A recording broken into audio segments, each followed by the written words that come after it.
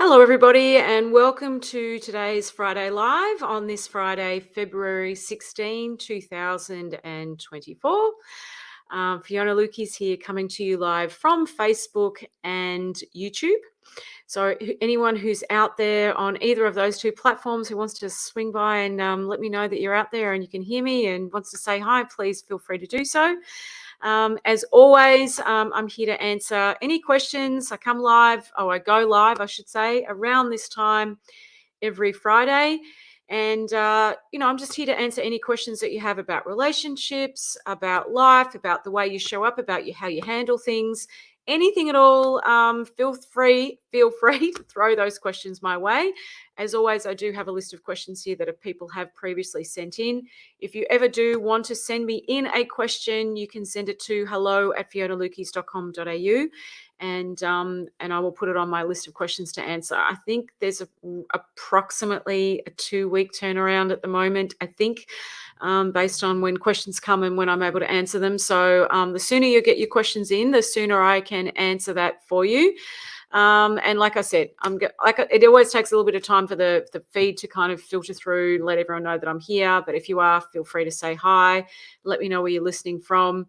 It is a funny day here in Melbourne, a bit cloudy, overcast, not cold, but not warm, not much of anything really, just a funny little day in Melbourne, but that's okay. On this Friday, I hope that you guys have got an exciting weekend planned. I'm working all day tomorrow, but that doesn't mean my weekend's not exciting. I do love what I do, so that's all good. All right, so I'm going to bring up the couple of the questions. And that I've got here. One sec, everyone.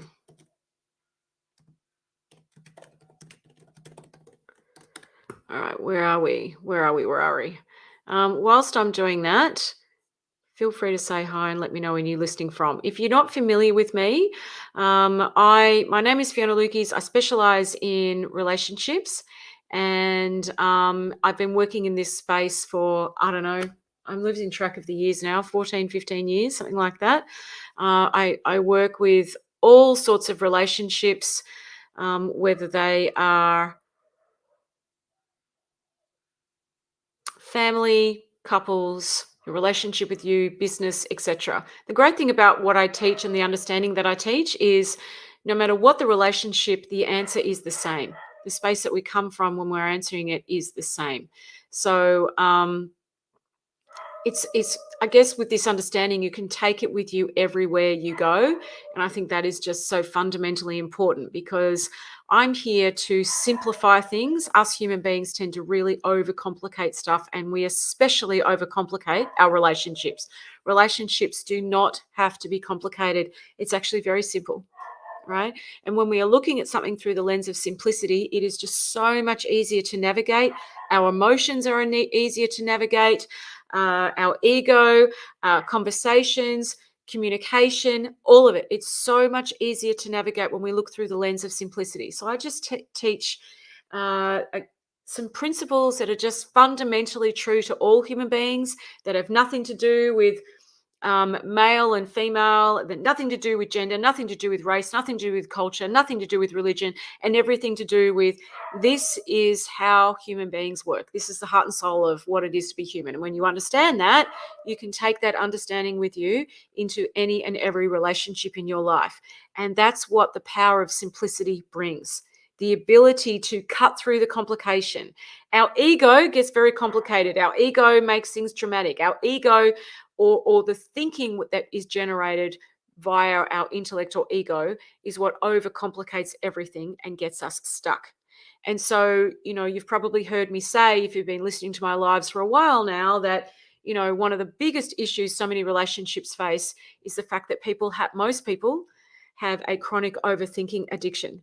And the overthinking and the ruminating and the information that we process just cuts us off from our ability to put things down, leave the past in the past, get over ourselves, connect, be emotionally intelligent, be lighthearted, playful, to not feel so frightened by our experiences. A lot of us do. This is pretty much true of everybody, actually.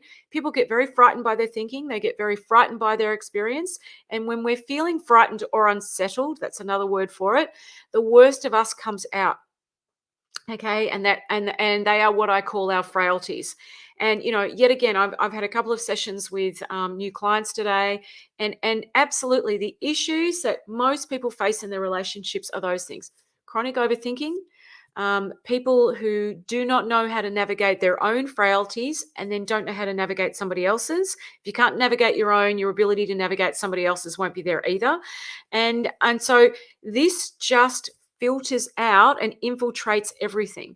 And so what happens is, goodwill falls through the floor. People stop communicating. They become very focused on themselves. They go into survival mode. They walk on eggshells, and yet they overthink everything. They look for the right words to say. They get caught up in their head, and then from there we take things super personally. And so it's really hard for a relationship to flourish from that space. Doesn't mean they can't. And it's amazing how quickly things turn around.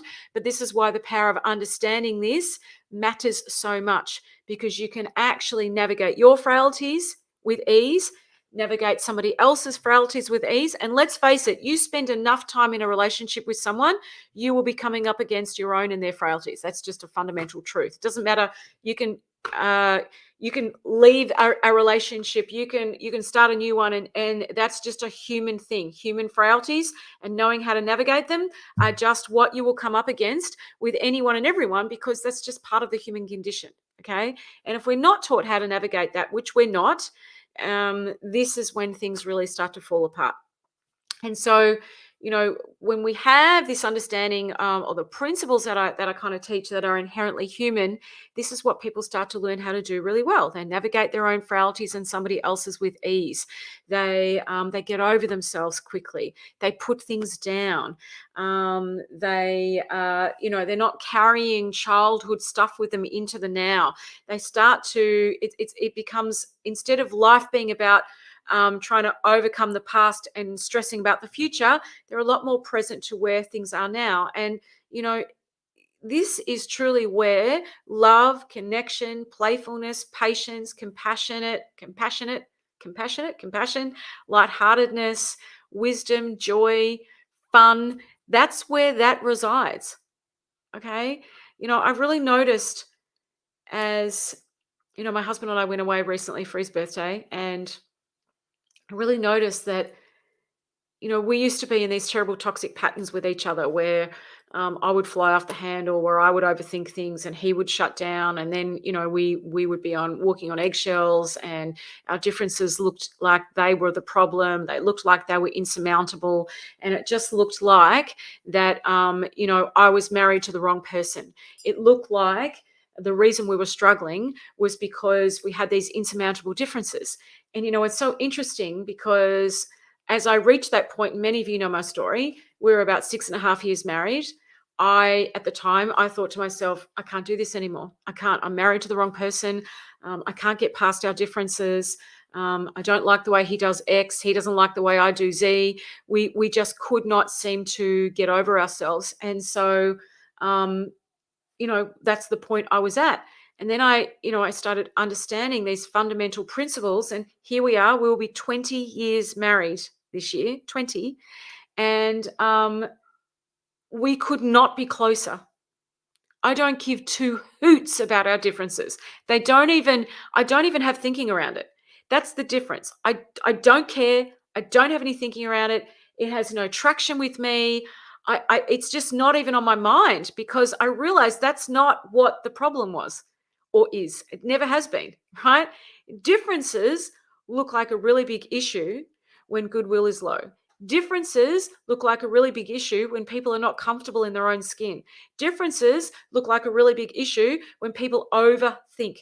Differences look like a really big issue when people don't know how to navigate their frailties. Differences look like a really big issue when we are rigidly stuck in our thinking and our reality, when we're married to our thinking. Okay? This is a really big problem, because so many of you are, I was, and it's nobody's fault, but these are the things that get in the way of our ability to connect. These are the things that have us take things really personally, that have us panic, that have us get frightened, that have us feel as though we are so, like, we're so stuck. The amount of people I speak to who feel so stuck, my heart goes out to you, because that was me. Right? 100% that was me. And it didn't matter what I did, I couldn't get any traction around it. I'd always come back to this feeling of stuckness, of I can't get past this point with my husband. I just can't get past this point. And, obviously that was also showing up in other areas of my life. It's never just this one area. You know what I mean? But you see it in the ways we parent, in the ways we handle things at work, in the way we are with ourselves. And so there's just so much freedom, and really it's emotional freedom that comes when you navigate your thinking differently, when you know how to get over yourself, when you know how to deal with your own frailties and someone else's, when you know how to create goodwill, when you're looking in the right direction for the answer. Okay, I cannot tell you, and it is not complicated. It is not complicated, and it's actually really quite simple. When we look in the direction of simplicity, we are looking in the direction of ease. And when we're looking in the direction of ease, things just flow, and they can flow, right? Even if you're kind of having a lot of argy-bargy stuckness with someone, I promise you they can. Hey, Marielle, thank you for saying hi, honey. It's nice to see you. Nice to have you here. Hi, Marion. Thank you so much for saying hi. Hey, Tara. Hi. Hi, Brian. Wow, I haven't heard from you for a while. Lovely. Thank you. Hey, Donna. Nice to hear from you, honey. And appreciate you jumping in and saying hi. And Rick, live from Bali. Whereabouts in Bali are you, Rick? I bet you're all, you're heading out now. Okay, perfect. All right. Wishing you the best time in Bali, Rick. I'm sure it's gorgeous over there right now. Okay, so anybody, hey Deezer, thank you, darling. Oh, you're in Kuta. Okay, cool. Well, enjoy, Rick. Have a great day, whatever it is that you do today in Bali. Enjoy. Okay. Now, anybody got a question for me at all, please let me know. Say so in the comments. Hey, Robin. Hi. You're on YouTube. I've got someone on YouTube. Woo! I'm a bit new to YouTube, so I don't know why I took so long to connect with YouTube, but I have been a bit slow on the uptake there. So nice to know there's someone out there on YouTube who can hear me and is listening. Thank you so much for saying hi, Robin. Okay, so getting into the questions for today. All right. Hi, Fiona. Thank you so much for your Friday lives. I don't often get to view them live, but I catch up whenever I can. I have a question about my relationship with my sister. I'm really stuck with this one. Brief background is my partner of 30 years had a mental breakdown during COVID, which was exacerbated by lockdowns. Consequences of that nearly destroyed our relationship. There's a lot of emotional, psychological abuse. Okay. But you've ended up repairing the damage. Okay. So just looking at some of the background here. Okay. During this time, my sister was witness to some of the abuse which happened from him, which I understand was very hard for her to listen to by the way he spoke and treated me. She's not in favor of us repairing our relationship and refuses to come to my house in case she has to see him.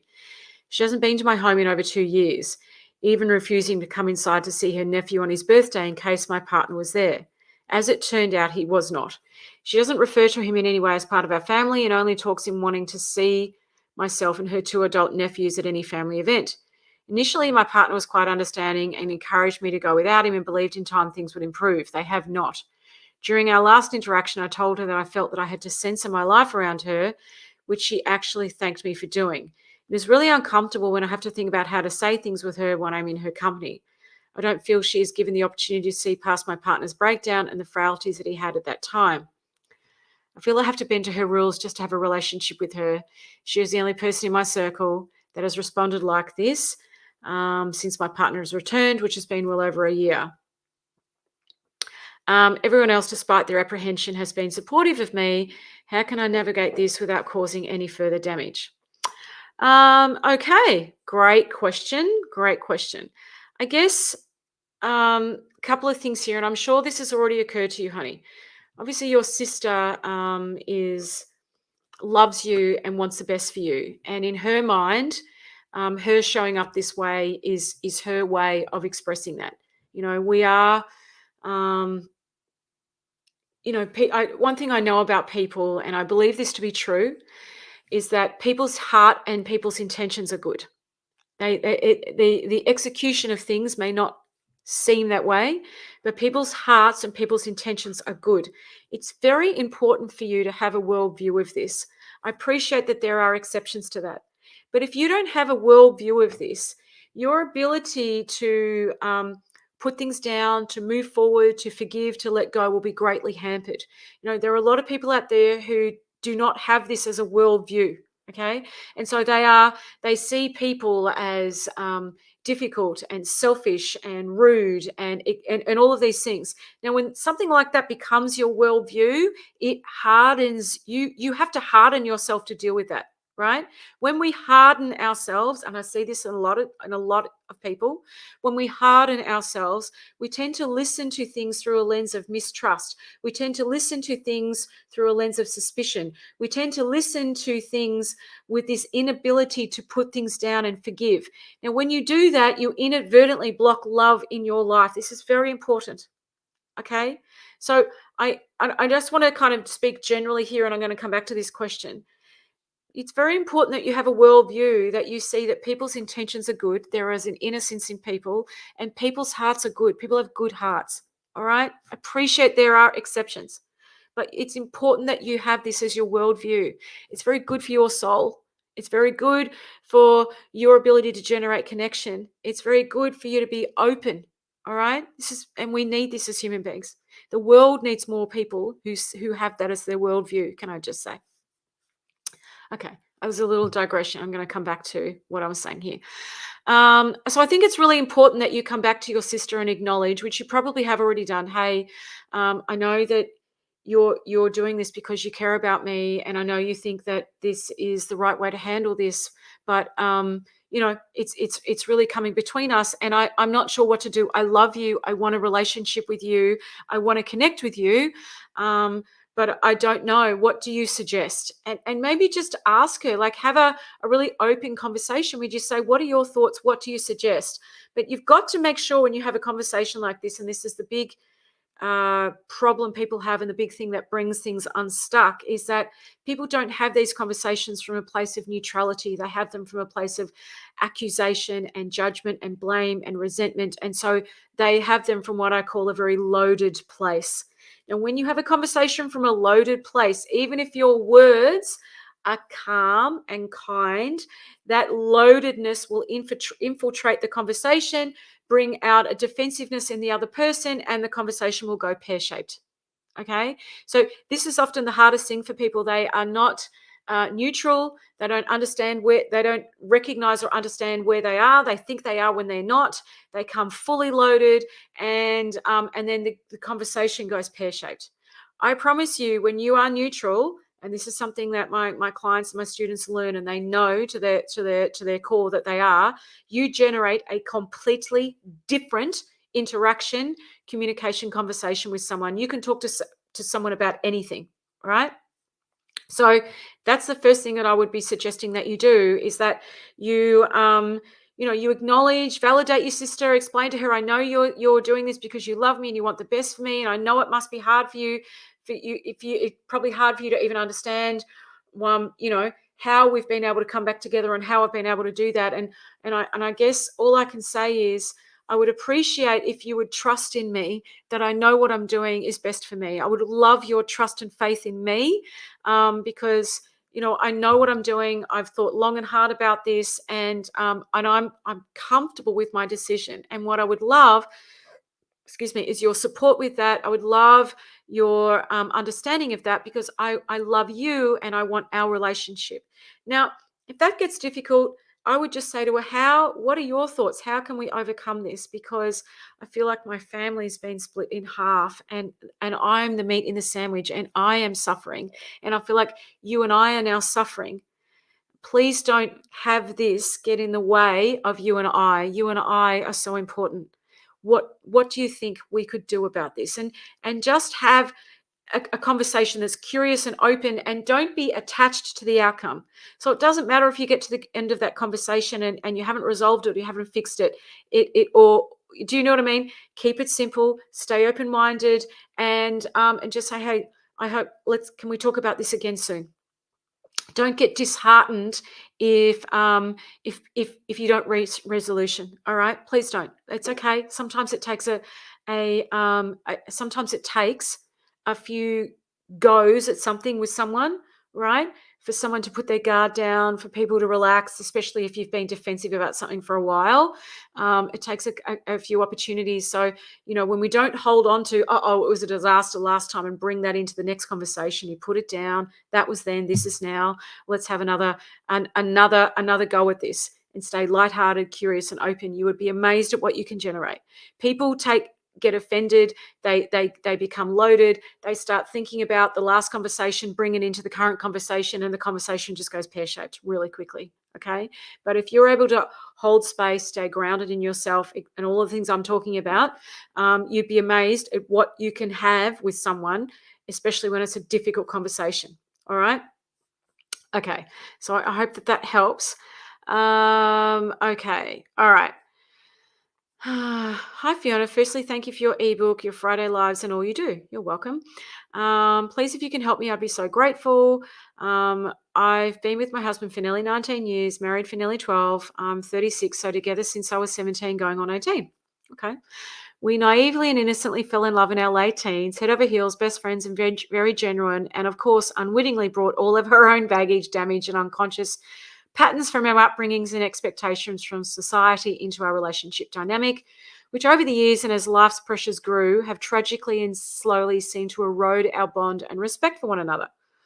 I was insecurely, anxiously attached, and have made huge progress on this aspect of myself over the past few years. I admit that for the first 10 years or so, I was a key contributor to an unhealthy dynamic. Okay. In the past year in particular, his behaviors when frustrated have been verbally, mentally, and emotionally abusive. I don't like to label things, but this is the best way I can describe it accurately, and I've only just admitted this to myself. We also discovered a few years ago he's on the autism spectrum. Sorry, I'm just trying to. Okay, there's a lot of information here, so I'm just trying to.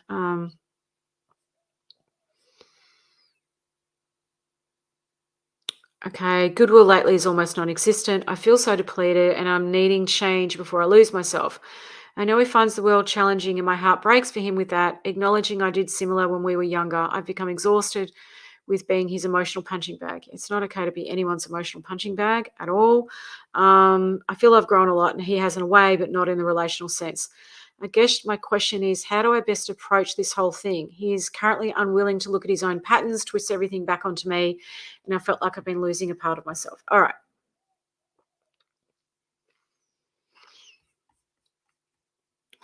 Okay. Couple of things here. First of all, I'm so sorry that you're going through this, honey. All right. It's not easy. I really hear you, and I hear that.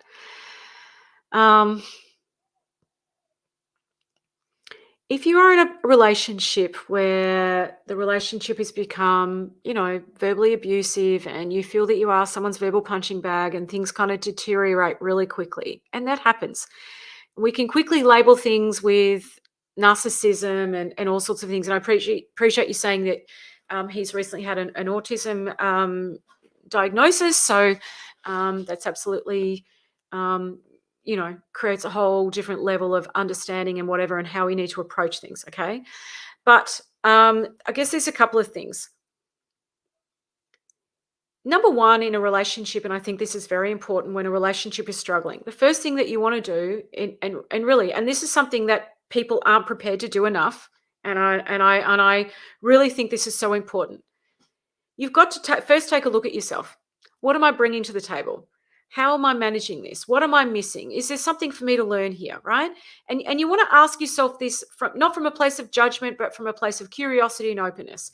Because, being great at relationships, in my opinion, is just one of those fundamental, essential life skills that we need to learn.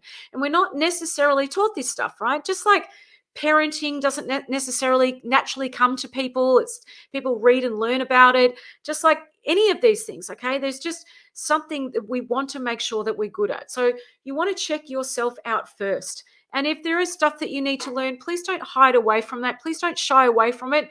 Do what you need to do. Take those steps, right? Invest in yourself. Do whatever you need to do, because this stuff matters so much. It's just fundamental to your entire well-being. It's fundamental to every aspect of your life. Okay, it's just one of those things you can't afford not to be good at, because we need these skills in every aspect of our lives when it comes to how we feel about ourselves, work, parenting, family life, dealing with our own emotions. It's just something you really want to, you've got to get to that point in yourself where you say, I've got to stop making excuses for this. I just have to get good at this stuff. All right. It is just fundamental. So that's the first thing. Now, if you've done that and you can heart on heart say, I've done everything I can. I've learned about myself. I've dealt with my own stuff. I've done whatever I need to do. And I feel that I'm bringing the best kind of version of me to the table, for want of a better word, that I'm showing up consistently from that place, that I am doing that. So that's the first thing. Now, if you feel as though you're doing that and you're not getting any traction with another person, right? But you want to be really clear that you've done that, okay? This is very important. And you're not getting any traction with the other person, nothing is changing. I think there's got to be that point where you kind of sit down with the other person and you say, look, I've done everything I need to do. I feel like I've done everything I need to do. If there's something I'm missing, please tell me, and have that open kind of conversation. But what I'm not seeing is any shift and change in us, or any shift and change in how you're navigating things. Now, I really need to know, are you prepared to do anything about this? Are you prepared to look at this? Now, it's one thing for someone to have a diagnosis. It's one thing for you to have realizations, and we've all got stuff. But it's another thing to say, to make a decision to do something about that. Now, like I said, if you have done everything you can and you know that to the core of your being, and you sit down with that person and they're not prepared to change, they're not willing to look at their stuff, they're not willing to do anything, and they're really clear with that, I'm not willing to do it, I'm not going to do it, this is it, this is where I'm at, I'm not willing to change, I'm not willing to do anything differently, then I guess you have a decision to make. And this is the place that people won't look, right? You have a decision to make. You either stay there and you accept where that person is, right? And you recognize that this is probably as good as it's going to get.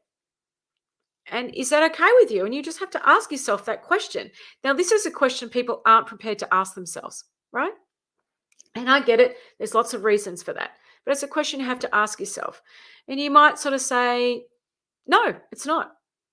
And then, of course, the next question is going to be, well, what am I prepared to do about that? Now, some people sit back and say, you know what? I'm not prepared to do anything. I've got young children. We're financially entwined. I've got all this stuff going on. I'm not prepared to do anything, right? But I can make peace with where I am for now. And I will revisit this in a few years' time. Now, some of you might sit there and say, well, Fiona, that sounds a bit kind of, you should be changing and pushing, but can you see how that's just so exhausting? And I see people where they're not willing to kind of go, this is just where it is. And, I can make peace with that, and I can either be okay with that, and I can go, you know what? My plan is that I'm going to stay here for the next 3, 4, 5 years because we've got children or for whatever reason. Okay. This is what works for me. And then I'll revisit it then. And I'm just going to make peace with where it is. And I'm going to stop expecting them to change. I'm going to stop expecting all of this. I'm going to make peace with what is, which is entirely possible. There's no shoulds here. Please hear me out. You're going to do what's best for you. There's no right or wrong way with anything. But if you get to that point where you've done everything you can and the other person has stuff, but they're not prepared to do anything about it, and you keep having expectations that they're going to change, please understand that is you creating something for yourself that's going to have you cycling and being stuck. Does that make sense? And I see this in people who go, how can I make that person change? You can't. If someone isn't willing, and like I said, you have first cleaned your own house, yes? and that person isn't willing, well, then they're not willing. And so then you have a decision. Am I going to stay and make peace with where things are? Or am I going to leave and, deal with the consequences of what that? Because there's consequences of everything, right? And I'm not saying it's good or bad, but there just are. And some people will say, "I'm not prepared to stay. I'm out. I want to. This is my life. This is what I want to create. This is what I generate. I want love. I want this. I want these things." And you're allowed to want those things. Like, go for it. But of course, there's consequences to that, right? But you have to be prepared to have that conversation with yourself. And I would be gently saying to you, if you haven't, please do that. Right? If you know that you've done everything, and you're in a relationship with someone who's not prepared to change, who won't look at their stuff, then you have some decisions to make and a conversation that needs to be had with yourself. All right? This is very, very important. And of course, there are consequences. There's consequences to everything. But that's life, right? Whatever we choose, there are consequences. Everything I teach in Relatable is to is it not only does it help you with your relationships, it helps you deal with all the things I'm talking about. It also gives you this incredible sense of resilience to deal with whatever the consequences are of things, right? Incredible. My students say to me time and time and time again, I cannot believe how well I am dealing with this situation. Without this understanding, I'd be in a ball on the floor. Without this understanding, I would have done XYZ. I cannot believe the sense of calm and peace I have in my heart with this, and how I'm still able to enjoy life and enjoy my connections as I go through what has been one of the toughest periods of my life. I'm blown away by my capacity. We always underestimate what we're capable of. We really do. We are extraordinary beyond measure, extraordinarily powerful beyond measure, extraordinarily influential beyond measure, and we have and capabilities and capacities that we just don't truly appreciate and understand in ourselves. And when you understand that, you're actually able to move through life in a way that's more honoring of yourself. Okay, because it's hard to honor yourself when you're so fearful and frightened. And I know that there are so many frightened people out there. Okay, where it looks like I want to choose this, but the consequences are too high a price for me. And it's scary. And I totally appreciate and understand that. And I want you to know I've been down that pathway. I really have. So anyway, I hope that that helps with that question. I'm just going to say, hey, Kay, hi. Thank you for saying hi, darling. I so appreciate that. Laurie Ann from Alberta. Hi, Laurie Ann. Thank you for saying hi. Oh, thank you, Giovanna. Hello, everyone. Fiona's teaching is life-changing. Relatable is a beautiful program. Thank you, darling. Thank you for saying that. I so appreciate that. Sarah, can we touch on emotional immaturity in a partner? Yes, we can. Hey, Donna. Yes, okay, we'll do that.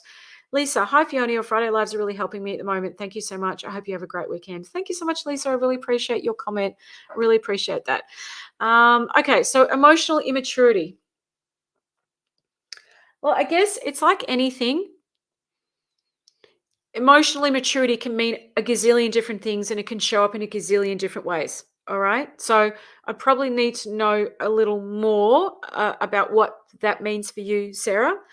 But I'm going to guess that when you go to talk about things, the other partner either just says, well, you do it too, or they're in competition with you, or they project stuff back out to you and they don't really listen and take on board what's being said. Okay, I'm going to guess it's somewhere on, or they have a meltdown when you try and talk to them about stuff. Okay, and I guess often that happens when that person's in a really fearful place, right? It often happens when people are in a really fearful place, and fear can do all sorts of things. Fear distorts our reality. Fear has us rigid with our thinking. Fear has us shut down. Fear has the worst of us come out, right? Because really, ultimately in life, it's not always easy to see. You're either in a place of love or you're in a place of fear. It's really the two places that you are coming from. When you're in judgment, you're in fear. When you're in a sense of calm, peace, and open-mindedness and curiosity, you're in a place of love. These are the choices that we have all of the time. Okay? People go to fear far more often than they realize or understand. And then from there, it is just so much harder to create or generate change. And I really want you to know you do not have to do that, right? Fear takes its toll. Fear is exhausting. Fear blocks love. Fear, and again, I don't want you to be frightened of being fearful, but it's important to recognize where you are and what you're generating, right? You can't change anything if you don't know what you're generating, right? This is very, very, very important. I used to generate a lot of fear, without any understanding that that's what I was doing, and so nothing changed. I generate so much love now, it's not funny. Like truly. And I know many of you know my intention is to dial that thing up so high this year. Well, as for the rest of my life, really, but I really intentionally dialed it up. And it's been amazing the ripple effects of it with my husband, with my kids, with myself, with so many things. Like there is just so much more ease in my life and joy and lightheartedness and all of those things. And life still has its crappy, shitty moments as life can, but dialing that up, the ripple effect of it has just been amazing and it feels incredible. So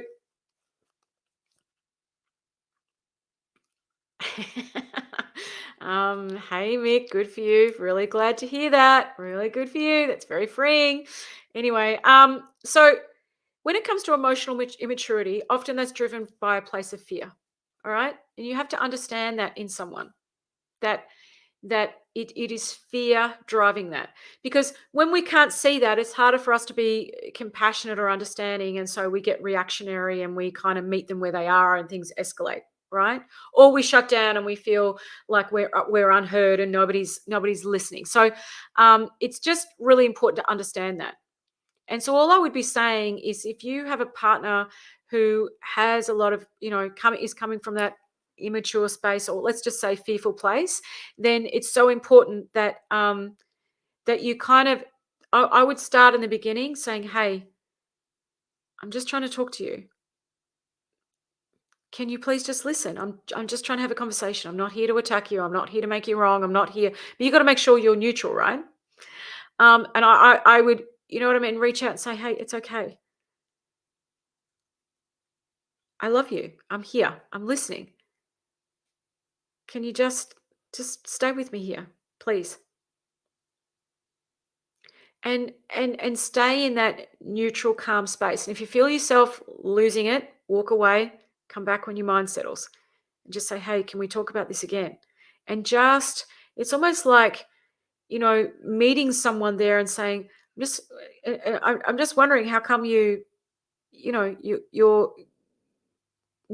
taking this so personally, or you're so upset right now. What's going on with you? Like, do you know what I mean? It's like being patient and calm, and sometimes it's doing this in baby steps, because maybe that person has never been given the opportunity of being in a situation where someone kind of walks them through their stuff. Do you know what I mean? Where someone meets them where they are and lets them know that it's okay.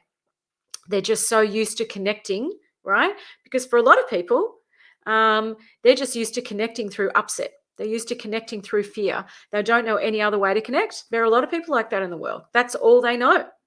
Um, so I would definitely be trying that first, and getting as curious as you can. I'm just curious. Like, I'm just wondering, like, how come I'm just talking to you? Like, is there something about me that's threatening right now? What's going on for you? And what you're trying to do is understand that person's reality. Okay? And this is the stuff that we don't take enough time to do. When you know how to do that, it is amazing what you can generate in a conversation. Anyway, I hope that helps. Oh, thanks, Sarah. You're welcome. You're welcome. Hi, Fiona. That's what I've done this week. I've done everything I can and I walked away. Yes, sometimes that's just what you got to do, guys. All right. Yes, Adam, this is live, although we're about to finish up. But yep, we are live right now. Okay, everyone. Well, I'm about to hit the 40-minute mark, so I've got through a couple more questions this week. Like I said, if you do have a question and you would like me to answer it live, just send an email to hello@fionalukeis.com.au and I will do that for you. If you would like to find out more about my wonderful, amazing, relatable program and our incredible community and just how amazing it is, like seriously, guys, it is just so, I can't put into words how special that is. Like, it is just one of those things that it's just I love being with my students. I love what we are generating and creating together. It is magical. It is incredible. People are showing up in ways they can't believe, generating things with people, creating ripple effects all over the world. Truly, guys, Relatable is so amazing. If you want to know more about it, you can book a chat with me there and find out more. Otherwise, I will see you next Friday. Thank you, Tara. Thank you for your kind words about Relatable. Thank you. Thank you. Thank you. Thank you, Marion. You're welcome, honey. Take care, everyone. Have a wonderful weekend. I will see you next week. All right. Ciao.